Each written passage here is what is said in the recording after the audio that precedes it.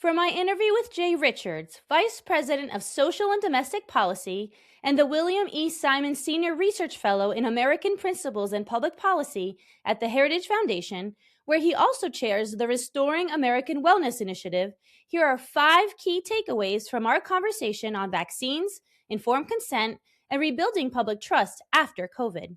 1. Vaccine debates today are really about trust. COVID exposed a gap between public health messaging and people's lived experience. When institutions exaggerated certainty, minimized uncertainty, or relied on fear to drive compliance, trust broke down. 2. Informed consent is foundational, not optional.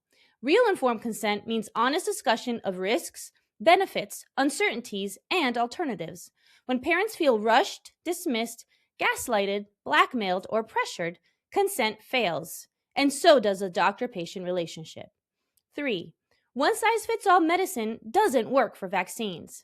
Risk is not the same for every child, every family, or every circumstance. Ethical decision-making requires proportionality, matching real disease risk with real benefit, rather than blanket compliance. 4. The common good can't be in violation of the goods of individuals, families, and communities. Adults may choose to accept vaccine risk for a social good. Parents must not be forced to impose risk on their children for abstract societal benefits. Their first responsibility is to the well-being of their child, and they should be satisfied that the benefit exceeds the risk for their child. 5.